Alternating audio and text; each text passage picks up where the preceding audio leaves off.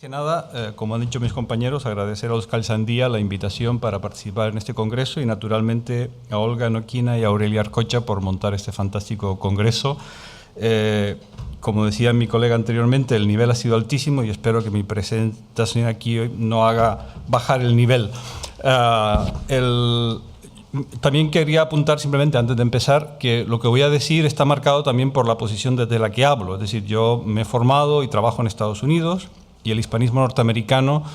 que tiene cierta potencia en algunas cosas, yo pienso que en el caso de los estudios de traducción ha llegado tarde y está intentando ponerse al día en una serie de problemas que para mí son fundamentales y que yo he descubierto en mi propio camino como hispanista norteamericano que son fundamentales, ¿no?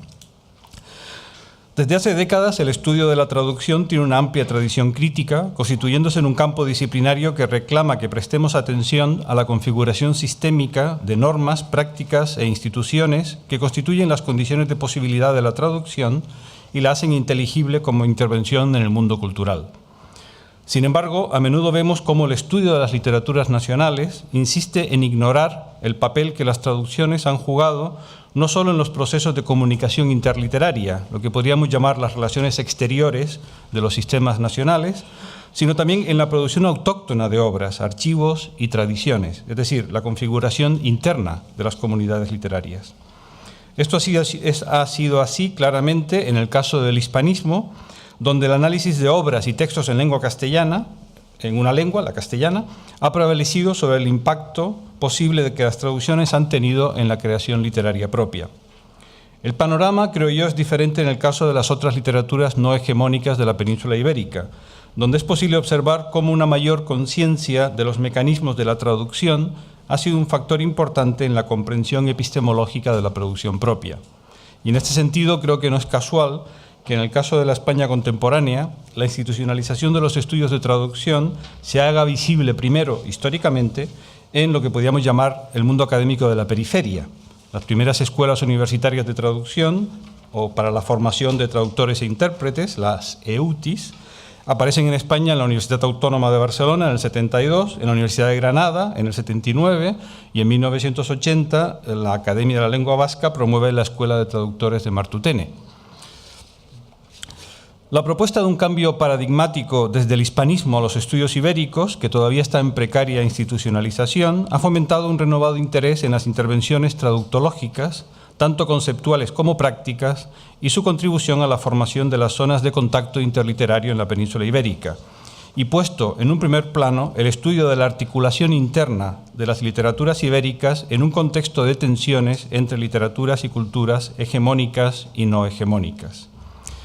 Es difícil ignorar la presencia de la traducción en las literaturas ibéricas. Más despacio, perdón. Según el Index Translationum de la UNESCO, cerca del 50% de las traducciones publicadas cada año en portugués corresponden a libros de literatura. Y sabemos que una tercera parte, alrededor de un 35% de la literatura publicada en España, al menos entre los años 2003 y 2012, para los que pude hacer el estudio del que salen estos datos, es literatura en traducción, importada en su inmensa mayoría de lenguas extranjeras, sobre todo del inglés. El espacio que ocupa la traducción en cada una de las literaturas del Estado español varía de manera significativa. Desde un 36% del castellano, estos son datos que están sacados de la información que proporciona el Ministerio de Cultura, el ICBN en España, y son de libros que son muy cuestionables, pero con algo hay que funcionar, y que son de libros clasificados como literatura. Tengo que decir que esto excluye estos datos porque pertenecen a otra categoría, la literatura infantil y juvenil. Entonces, un 36% de lo que se publica en España como literatura en castellano corresponde a la traducción, un 28% en catalán es de traducción, en el caso del vasco es un 22%, en el caso del gallego un 16%. Esta situación puede parecer anómala, ya que normalmente las literaturas hegemónicas, el caso paradigmático es la anglosajona, por ejemplo, donde se dice que solo se traduce un 3%, tienden a depender menos de la traducción que las literaturas consideradas minoritarias. Como ha apuntado Lawrence Venuti, tal asimetría en la traducción es una de las características de la economía internacional del libro. Sin embargo, como he propuesto en otro lugar, creo que el papel dominante del castellano como lengua franca y su coexistencia con las otras lenguas en partes del territorio nacional crea otro tipo de asimetrías que son diferentes de las que operan en el mercado internacional. Y el castellano es en muchos casos la lengua de acceso a la literatura extranjera en España. Igualmente reveladora es la evidencia que proporcionan otro tipo de estudios, como los realizados anualmente por la Federación del Gremio de Editores de España, titulado Hábitos de lectura y compra de libros en España, que, entre otras cosas, nos permiten ver quiénes son los autores más comprados y más populares, los más leídos. Según estos estudios, alrededor de un 47,5% de los escritores más leídos en España entre el 2001 y el 2018 son importados, es decir, son autores que en la mayoría vienen del inglés: Ken Follett, Dan Brown, J.K. Rowling, con sus libros sobre Harry Potter, gracias, con muy pocas excepciones. El sueco, Stieg Larsson, entre 2009 y 2012, por su saga Milenio; el italiano, Federico Mocha, entre 2010, 11 y 12, y el portugués, Paulo Coelho, en 2004. Son los autores extranjeros que aparecen entre las listas de los más leídos. Así pues, podemos confirmar, de otra manera, algo que no es ciertamente ningún descubrimiento, y no pretendo presentarlo aquí así, pero que sí a menudo se olvida o se ignora, que para los lectores del Estado español, la comprensión de lo que es o debe ser la literatura, la apreciación de valores estéticos y poéticos, está en gran medida modelada por productos que se importan de otras tradiciones y de otros sistemas literarios. La traducción, pues, es un componente esencial de la vida literaria de la península ibérica y lo ha sido desde hace mucho tiempo. Esto tampoco es un fenómeno de la España contemporánea. En esto no hay ninguna sorpresa. Lo que es nuevo, sin embargo, creo yo, es la atención que los académicos como yo, o como nosotros, nos vemos abocados a dar al fenómeno de la traducción. Y me refiero, por supuesto, a aquellos de nosotros que hacemos nuestro trabajo desde departamentos o programas de literaturas hispánicas. No ciertamente a quienes están en escuelas de traducción e interpretación, que nos llevan una ventaja de décadas en estos estudios, ¿no? La pregunta, por tanto, es ¿por qué necesitamos ahora, los estudiosos de la literatura, preocuparnos por la traducción? Dirk de la Bastita ha observado lo siguiente, que mientras la traducción es a menudo vista como un área privilegiada en la investigación dentro de los estudios de traducción, se da la paradoja de que constituye un campo en gran parte desatendido dentro de los estudios literarios. La solución más obvia, dice él, a esta paradoja es el prestigio social. Mientras que la traducción literaria, y enfatizamos lo de literaria, tiene un prestigio suficiente para figurar con fuerza dentro de los estudios de traducción, porque se considera que la traducción literaria es un espacio privilegiado para el estudio de la traducción, al tratarse de una traducción literaria, enfatizamos ahora lo de traducción, ocupa un lugar de pariente pobre, dice de la Bastita, dentro de los estudios de literatura, porque la literatura privilegia lo original, no la traducción. La traducción, por lo tanto, tanto como concepto teórico, como operación textual o como realidad histórica, parece ser un tema totalmente irrelevante para los estudios literarios. La aparente irrelevancia de la traducción se debe en gran parte, continúo con las ideas de la Bastita, se debe en gran parte a la confluencia de tres factores. El primero sería la invisibilidad de los traductores como agentes culturales. El segundo sería la persistencia del énfasis decimonónico en la autoría y originalidad, que fomenta una percepción negativa de la traducción como forma derivativa y, por tanto, inferior de producción cultural. Y, por último, la prioridad dada por las filologías nacionales de la Europa post-napoleónica a la producción autóctona en los procesos de construcción de identidades nacionales.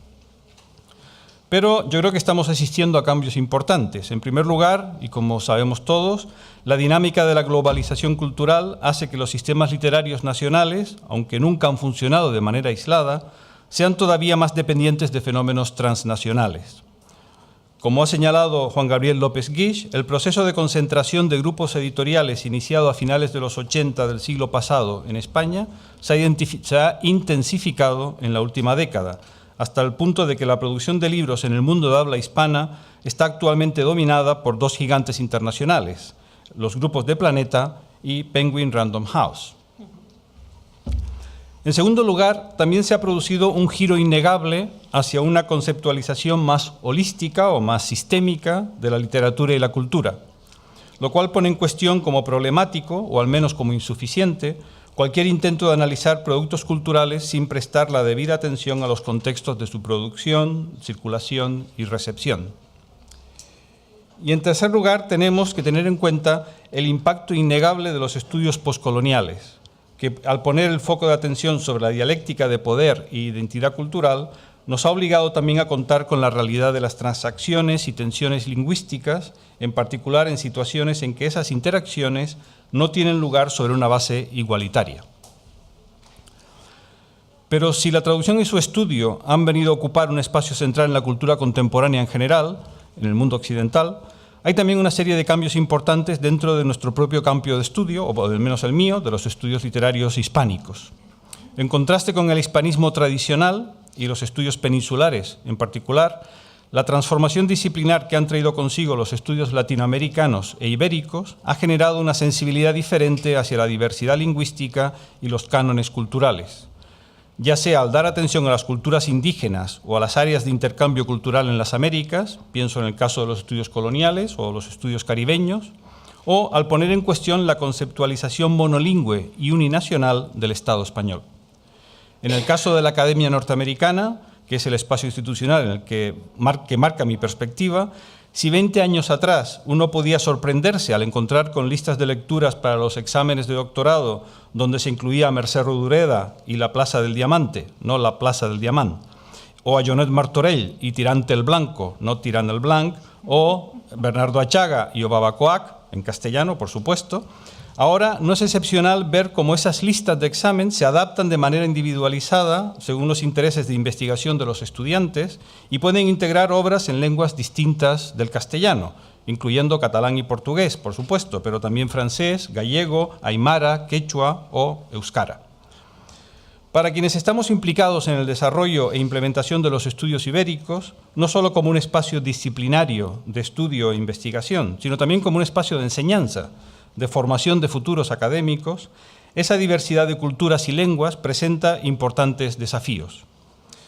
Como hispanistas, hasta hace relativamente poco tiempo, yo diría que hasta hace unos 10 o 15 años, muchos de nosotros podía confiar en que nuestro trabajo de investigación y enseñanza se podía llevar a cabo en la lengua original, se podía llevar a cabo exclusivamente en la lengua original. En particular, en universidades norteamericanas podíamos contar con clases dadas en español, con estudiantes preparados o en ocasiones forzados para leer y estudiar los materiales en esa lengua, entendida como original. En consecuencia, no era necesario tener en cuenta si un poema, una novela, una obra de teatro o un cuento estaban disponibles o no en otra lengua. Es decir, en nuestro caso, en el caso de los Estados Unidos, en inglés. Para muchos de nosotros, las traducciones eran instrumentos para los comparatistas, no para los estudiosos de literaturas nacionales. En mi opinión, esto empieza a cambiar en el campo del hispanismo en un primer momento con la irrupción en el panorama internacional de la novela latinoamericana, la llamada novela del boom, y el consiguiente auge de los estudios latinoamericanos en los años 70 y 80, que de manera inmediata crearon un mercado académico para cursos de literatura hispánica en traducción. En ese momento, sin embargo, se trataba todavía de un mercado, quiero decir, de cursos de literatura latinoamericana en inglés para estudiantes que no podían leer el español, pero podían leer esos textos en inglés y discutirlos en inglés, ¿no? Se trataba, sin embargo, de un mercado, por así decirlo, externo, constituido por estudiantes de otros campos, aquellos interesados primariamente en literatura comparada, o la francesa, o la inglesa, etcétera, ¿no? Lo que ha ocurrido en la última década, sin embargo, es que la creciente atención a los estudios ibéricos ha generado una segunda oleada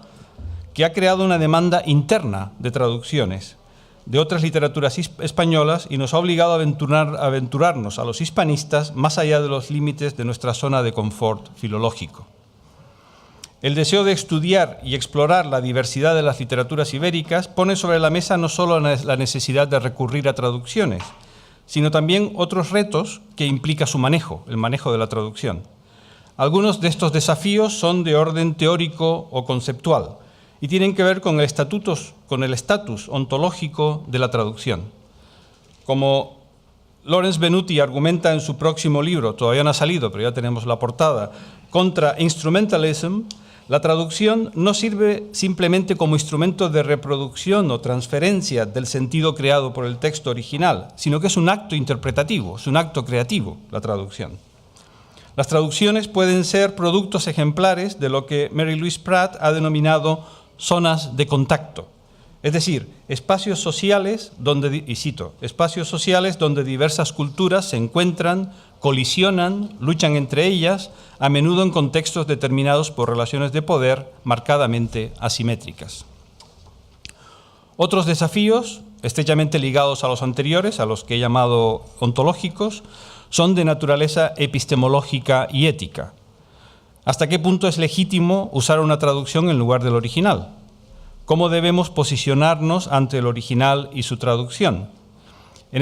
especial cuando se trata de traducciones de lenguas minorizadas a lenguas dominantes, del euskera al castellano, por ejemplo, hay que tener cuidado en no propagar la idea de que la traducción nos da un acceso directo, no mediatizado, que puede hacer innecesaria y, por tanto, invisible la otredad del texto y de la lengua de origen. Y por último, creo que hay desafíos que son de tipo metodológico y práctico. ¿Cuáles son las herramientas de análisis literario que podemos aplicar a las traducciones? ¿Cuáles son las aptitudes y las destrezas que debemos fomentar en nuestros estudiantes para que puedan funcionar académica y profesionalmente como iberistas y no solo como hispanistas? Marilyn Gaddis Rose, en un libro que se llamaba Translation and Literary Criticism, Traducción y Crítica Literaria, del año 97, abogó por lo que ella denominó la lectura estereoscópica, es decir, una práctica didáctica de interpretación literaria que a la hora de enseñar un texto hace uso a la vez del texto original y de su traducción o de varias traducciones. Para acabar voy a dar dos ejemplos de esta práctica. Para el primero voy a utilizar un cuento de Carme Riera, no el cuento entero, pero una parte. El cuento de Carme Riera se titula D'un temps, d'uns ulls. Se publicó originalmente en su libro Jo post per testimoni les gavines, del año 77. Narra la historia de una mujer cuyo amante fue torturado y asesinado por las tropas franquistas al inicio de la Guerra Civil en Mallorca y a quien ahora, 40 años más tarde, solo le queda como recuerdo de su amor una foto borrosa en blanco y negro tomada durante los años de la República. El cuento fue traducido, esta mañana se hablaba de que Carme Riera se autotraduce, pero no siempre, también ha habido alguna traducción de Luisa Coutuné, y este libro se tradujo en el volumen, el cuento se tradujo en el volumen Te dejo el mar, del año 91, que tienen aquí en la imagen. Como pueden ver, si comparamos los dos textos, creo que me falta otra, sí. La traducción es La fotografía, es el título de la traducción, y hace dos intervenciones importantes en relación con el original.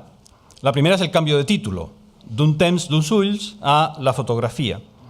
I la segunda és l'eliminatòria de la dedicatòria, a Marina Rossell per la cançó del lladre i en homenatge i memòria als assassinats per la dictadura feixista, a Marina Rossell por la canción del ladrón y en homenaje y memoria de los asesinados por la dictadura fascista. Mientras que el título original dirige nuestra atención al eje temporal, el tiempo pasado en el que existieron esos ojos y que se intenta poner en relación con el nuevo tiempo de la restauración de la democracia en España, el título de la traducción parece dar protagonismo a los restos materiales de ese pasado, la fotografía de ese hombre convertido en sinécdoque de todos los hombres cuya memoria se honra y reclama en el cuento. No estoy interesado ahora en debatir los méritos o las limitaciones de la traducción, la fidelidad a la letra del original, por así decirlo, sino en hacer notar que los dos textos consiguen sus efectos de manera diferente. Lo que en el original se nos transmite a través del título, en la traducción se transmite a través de algunos recursos de la traducción, de los que no me da tiempo de hablar ahora, ¿no? Lo que me interesa también destacar es que leer un texto no es lo mismo que leer el otro. Es decir, que leer la fotografía no quiere decir que hayamos leído D'un temps, d'uns ulls, ¿no? Leer El hijo del acordeonista no significa que hayamos leído Soño Julerá en Semea. Mi segundo ejemplo viene de otro libro, Bilbao, New York, Bilbao, de Kirmen Uribe, que es más conocido, supongo, en este contexto. Aquí tienen las portadas del texto original en euskara, publicado en 2008, y de la traducción castellana de Ana Regui, de 2010. El libro, como saben, ganó el Premio Nacional de Literatura en 2009 y fue traducido también al catalán y al gallego un año después. Si contrastamos el inicio de la novela en el texto original y en la traducción, donde se presenta una comparación entre la temporalidad de los peces y los árboles y la de los seres humanos, podemos observar, o lo pueden observar ustedes mejor que yo, cómo el lirismo del euskera, Jon Cortázar ha notado cómo las líneas iniciales del texto son un poema, ¿no? Y esta afirmación que leí antes de ver la traducción, ahí me sorprendió, porque para mí la traducción castellana no tiene nada de poética, ¿no? El lirismo del euskera se transforma en un lenguaje, por usar la expresión de Santiago Pérez Isasi, casi transparente, ¿no? Sin embargo, no sería impensable que un lector no euskaldun, aunque leyera el texto en traducción, pudiera, gracias a la lectura estereoscópica, apreciar el carácter poético del original, un carácter que depende en gran medida de la calidad sonora del lenguaje. Es decir, que bastaría, creo yo, con escuchar el euskera para captar la poesía del texto, ¿no? De nuevo, no se trata necesariamente de criticar la traducción, aunque sin duda ese es un ejercicio perfectamente legítimo, sino de ilustrar que leer una traducción no es lo mismo que leer el original, y que no nos puede ser indiferente la lengua en que leemos los textos y la lengua que queda oculta detrás de los textos traducidos. Por tanto, necesitamos las traducciones porque son un componente crítico no solo de nuestro mundo cultural, sino de nuestro propio objeto de estudio. Esto es así, creo yo, en cualquier sistema literario, pero es particularmente relevante para los estudios ibéricos. Y una de las tareas más urgentes de este proyecto, el proyecto de los estudios ibéricos, es desarrollar una pedagogía de la lectura e interpretación de la traducción. Un modelo pedagógico que se sirva de la lectura estereoscópica, de cómo la lectura estereoscópica puede facilitar no solo el acceso a la diversidad lingüística de la producción literaria de la península ibérica, sino abrir la puerta a un estudio que a la vez haga visibles las diferencias y las tensiones entre sus lenguas. Muchas gracias por su atención.